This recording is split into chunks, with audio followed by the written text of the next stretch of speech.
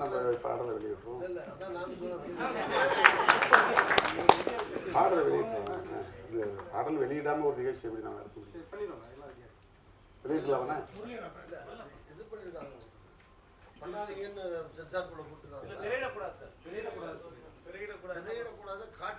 காட்சிகள் தான் தேடக்கூடாது.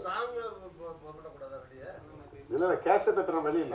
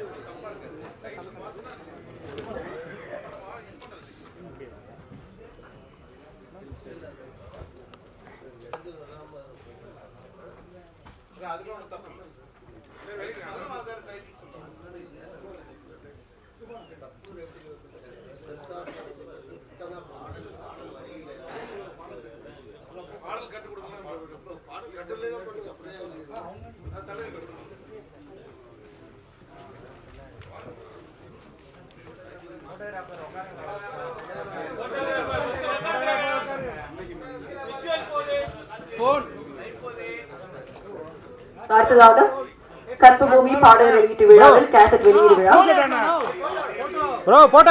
ஆடியோ வெளியீட்டு விழாவில் கேசட்டை வந்து வெளியிடும் தருணம். சிறப்பான கைத்தறல் கொடுத்துடலாமா?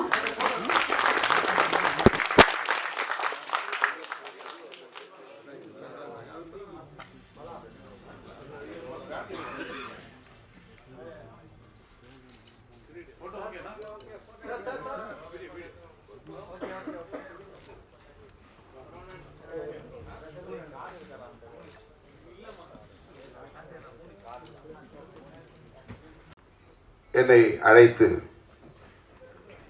அண்ணன் ஆர்.கே. செல்வமணி அவர்களின் அலுவலகத்திலே வைத்து அறிமுகப்படுத்துகிற நிகழ்ச்சியையும்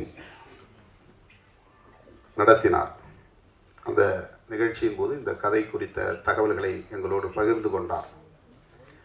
மிக துணிச்சலான ஒரு முயற்சி. பொள்ளாச்சியில் நடந்தேறியது ஒவ்வொருவரும் வெட்கி தலைகுனிய வேண்டிய மிக மோசமான, கொடூரமான, குரூரமான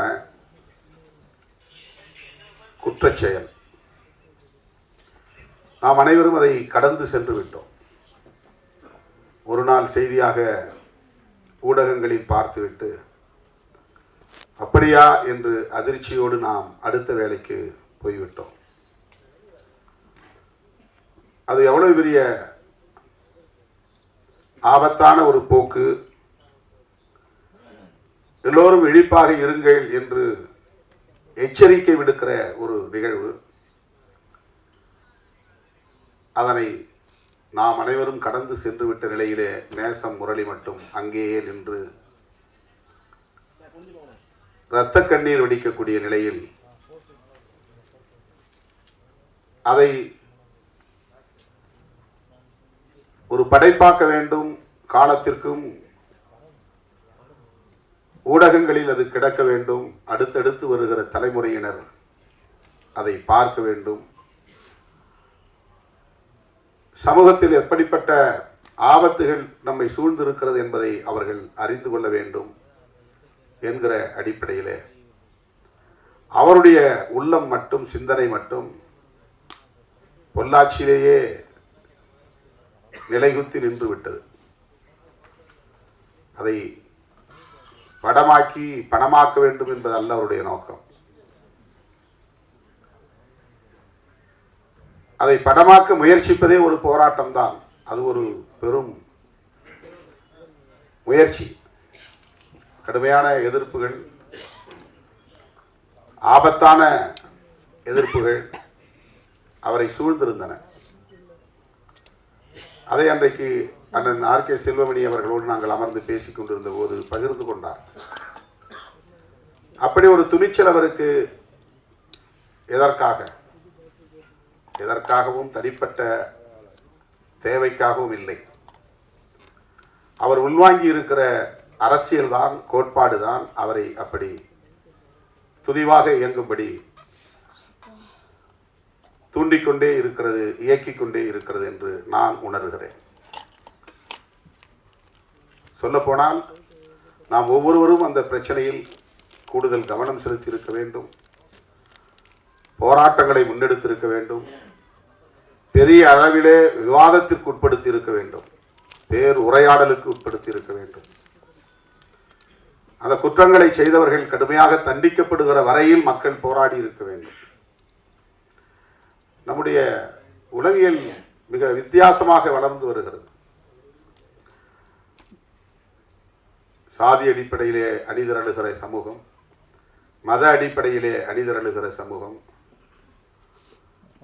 கடவுள் வழிபாடு என்கிற அடிப்படையிலே செய்யப்படுகிற மாய வித்தைகளுக்கு மயங்குகிற சமூகம், பள்ளிக்கூடங்களிலே போய் ஜெய் ஸ்ரீராம் முழக்கங்களை எழுப்ப வேண்டும் என்று அணிதிரளுகிற சமூகம், இந்த அநியாயத்தை கண்டு, அநீதியை கண்டு கொதிக்கவில்லை என்பது அதிர்ச்சியாக இருக்கிறது. என்னையும் சேர்த்துதான் நான் சொல்லுகிறேன். நானும் அந்த நிலையில், முனைமழுங்கிய நிலையில்,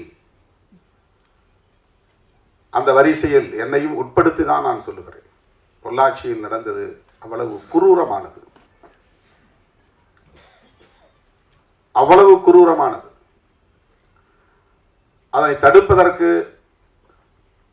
நாம் என்ன செய்திருக்கிறோம்? அதனை என்றால் நடந்து முடிந்ததை அல்ல, அந்த போக்கினை, அதுபோல வளர்ந்து வருகிற கலாச்சாரத்தை, சமூக ஊடகம் வளர்ந்திருக்கிற இந்த காலச்சூழலில் இந்த போக்குகள் வளருவது எவ்வளவு ஆபத்தானவை. பெண்கள், குறிப்பாக பள்ளி கல்லூரி மாணவிகள் எதிர்காலம் எத்தகையதாக இருக்கும் என்று எண்ணி பார்த்தால் நெஞ்சு பதறுகிறது. அப்படிப்பட்ட ஒரு குரூரமான ஒரு நிகழ்வு அது. அந்த நிகழ்வை படைப்பாக்க வேண்டும் என்று அவர் துணிந்து முடிவெடுத்து அதே பெயரை திரைப்படத்திற்கு தலைப்பாக சூட்டினார் என்பது இன்னொரு துணிச்சல், பாராட்டுதலுக்குரிய துணிச்சல். அது படம் விலை போனாலும் போகாவிட்டாலும் கவலை இல்லை, அந்த பெயரிலேயே, பொள்ளாச்சி என்கிற பெயரிலேயே படத்தை இயக்க வேண்டும் என்று அவர் முனைந்தது பாராட்டுதலுக்குரியது. முனைப்பல்ல, களத்திலே அதை செய்து முடித்திருக்கிறார். அப்போதே எல்லோரும் சொன்னார்கள், இதை எப்படி அவர்கள் தணிக்கைத்துறையினர் அனுமதிப்பார்கள், கடினம்தான் என்று தங்கள் அனுபவ அறிவிலிருந்து அன்றைக்கு கருத்துக்களை பகிர்ந்து கொண்டார்கள். இன்றைக்கு 100க்கும் மேற்பட்ட இடங்களிலே வெட்டு விழுந்திருக்கிறது என்று சொன்னார். பொள்ளாச்சி என்கிற பெயர் இல்லை என்ற பிறகு கற்பு பூமி என்று பெயர் சூட்டிய நிலையிலும் அந்த பெயரையும் பயன்படுத்தக்கூடாது என்று சொல்லி இருக்கிறார்கள். வந்தவுடன் வேல்முருகன் அவர்களின் இடத்திலே சொன்னார், இந்த பெயரையும் பயன்படுத்தக்கூடாது என்று தடை விதித்திருக்கிறார்கள். கண்ணகி சிலையை பயன்படுத்தக்கூடாது என்று தடை விதித்திருக்கிறார்கள். நாடு எங்கே போய் கொண்டிருக்கிறது? அவர் அந்த வேதனையை வெளிப்படுத்திய போது என்னால் அதை உள்வாங்கி செரிக்க முடியவில்லை, ஜீரணிக்க முடியவில்லை. நான் 90களிலே ஒரு கவிதை எழுதினேன். எதனையும் எதிர்கொள்ள இரு விழிப்பாய், எதனையும் எதிர்கொள்ள இரு விழிப்பாய், இமயம் போல் தடைவரிலும் எகிரிப்பாய் என்பது அந்த வரிகளின் தொடக்க வரிகள். எதை பற்றியும் கவலைப்படக்கூடாது. அதனால்தான் படத்தை அங்கே பாட்டை வெளியிடுங்கன்னு சொன்னேன். எதனையும் எதிர்கொள்வோம். அந்த துணிச்சல் நமக்கு இன்னும் தேவைப்படுகிறது. தந்தை பெரியார் சொல்வார், நீ போராடி போராடி ஒரு உரிமையை வென்றெடுப்பாய், பாராளுமன்றத்தில் பேசி அதற்கு பாதுகாப்பான ஒரு சட்டத்தையும் இயற்றுவாய், ஆனால் அந்த சட்டமே செல்லாது என்று சொல்லுகிற நீதிமன்றத்தில் அவன் அமர்ந்திருப்பான், நீ இயற்றுகிற சட்டமே செல்லாது என்று சொல்லுகிற இடத்தில் அவன் இருப்பான் என்று சனாதன சக்திகளை முன்னுணர்ந்து சொன்னவர் தந்தை பெரியார். ஆனாலும் கூட அதை எதிர்த்து நாம் போரிட வேண்டுமானால் அந்த பின்னணி முழுமையும், வரலாற்று பின்னணி முழுமையும் நாம் உணர்ந்திருக்க வேண்டும். எங்கே சனாதனம் இருக்கிறது என்று கேட்கிறார்கள். வரலாற்று பின்னணி தெரியாதவர்கள். ஏன் சனாதனத்தை எதிர்க்க வேண்டும் என்கிறார்கள். வரலாற்று பின்னணி தெரியாதவர்கள். ஏன் அந்த கட்சியை எதிர்க்கிறீர்கள் என்று கேட்கிறார்கள். வரலாற்று பின்னணி தெரியாதவர்கள். RSS ஒரு இயக்கம் தானே, அதை எதிர்த்து ஏன் பேச வேண்டும் என்கிறார்கள். வரலாற்று பின்னணி தெரியாதவர்கள். வரலாற்று பின்னணியை தெரிந்து கொண்டால் நிச்சயமாக இந்த கேள்விகளே எழாது. தனிப்பட்ட முறையிலே நமக்கு எந்த அரசியல் பகையும் இல்லை. இது ஒரு கோட்பாட்டு பகை. கௌதம புத்தர் காலத்திலிருந்து தொடர்கிற ஒரு யுத்தம் இது. இன்றைக்கு நேற்றைக்கு உருவான பகை அல்ல, மோதல் அல்ல. இந்த யுத்தம் 2500 ஆண்டுகளாக தொடர்கிறது. கண்ணகி சிலையை பயன்படுத்தக்கூடாது, படத்தை பயன்படுத்தக்கூடாது என்றால் என்ன பொருள்? கருப்பு பூமி என்பதிலே என்ன சிக்கல் இருக்கிறது? அதில் என்ன சட்டம் ஒழுங்கு இங்கே உருவாகிட போகிறது? சாதி பெயரில் திரைப்படத்துக்கு அனுமதி தருகிறவர்கள் வெளிப்படையாக ஒரு குறிப்பிட்ட சாதியின் பெயரோடு படம் தயாரிக்கப்படுகிறது. அந்த படத்திற்கு அனுமதி தருகிறவர்கள் சாதி பெருமையை பேசுகிற கதை உள்ளடக்கத்தை கொண்ட திரைப்படங்களுக்கு அனுமதி தருகிறவர்கள், குறிப்பிட்ட சில சாதிக்கு எதிரான வெறுப்பு அரசியலை பேசுகிற வசனங்களை கொண்ட திரைப்படங்களுக்கு அனுமதி தருகிறவர்கள், பெண்களுக்கு எதிரான குரூரம் இந்த மண்ணில் அரங்கேறி இருக்கிறது, அதை அம்பலப்படுத்த வேண்டும் என்கிற நல்லெண்ணத்தோடு எடுக்கப்பட்ட இந்த பொள்ளாச்சி திரைப்படத்திற்கு ஏன் 150 வெட்டுகள்? ஏன் தலைப்பு கூடாது? கற்பு பூமி என்பதிலே என்ன குறை? அதில் என்ன சட்டம் ஒழுங்கு உருவாக போகிறது? பிரச்சனை உருவாக போகிறது? ஏனென்றால் அண்ணன் திருநாவுக்கரசர் சொன்னார், அந்த இடத்தில் தணிக்கை துறையில் சென்சார் போர்டு என்கிற இடத்தில் அரசியலில் இருப்பவர்களை நியமிக்க கூடாது. அரசியல் கட்சிகளில் இருப்பவர்களை நியமிக்க கூடாது என்று புரிந்து கொள்வது ஒரு புறம். ஆனால் இன்றைக்கு அவர்கள் எல்லாவற்றையும் அரசியலாக்கிவிட்டார்கள். எல்லாவற்றையும் அரசியலாக்கிவிட்டார்கள். நீங்கள் எந்த துறையிலே போனாலும் அந்த கருத்துள்ளவர்கள் இருப்பார்கள்.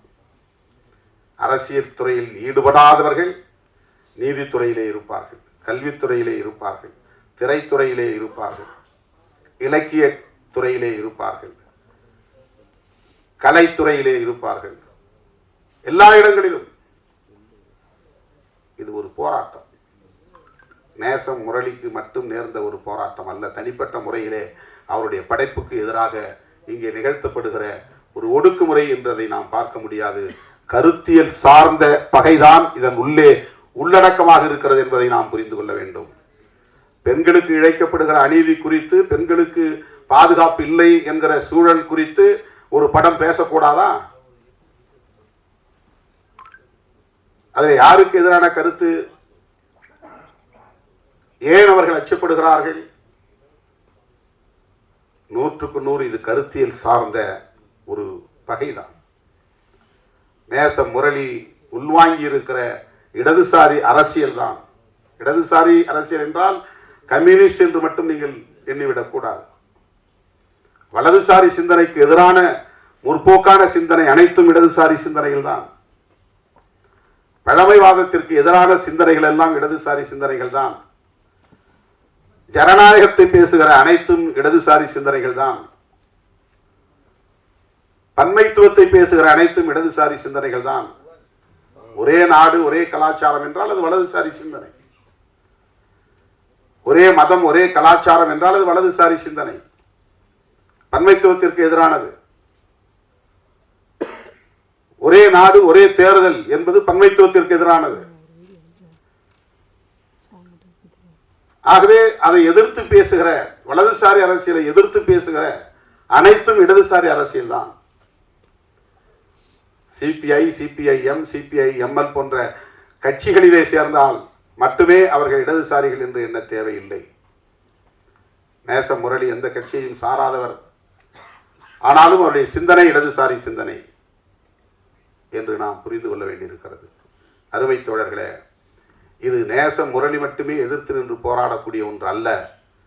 மேடையில் அமர்ந்திருக்கிற நாம் அனைவரும், அனைத்து தரப்பு ஜனநாயக சக்திகளும் முரளியின் பக்கத்திலே நின்று குரல் கொடுக்க வேண்டிய தேவை இருக்கிறது, போராட வேண்டிய தேவை இருக்கிறது. இந்த துறையை சென்சார் போர்டை எதிர்த்து இந்த படத்திற்காகவே நாம் ஒரு போராட்டத்தை முன்னெடுக்க வேண்டும். அதை நீங்கள் முன்னெடுத்தால் நாங்கள் இதே நிகழ்ச்சிக்கு வந்ததை போல அண்ணன் திருநாவுக்கரசர், அன்பு இளவல் வேல்முருகன், நான் போன்றவர்கள் கட்டாயமாக அந்த ஆர்ப்பாட்டத்திலே வந்து பங்கேற்போம் என்பதை சொல்லி வாழ்த்துக்களை கூறி வாய்ப்புக்கு நன்றி கூறி முடிக்கிறேன். நன்றி, வணக்கம்.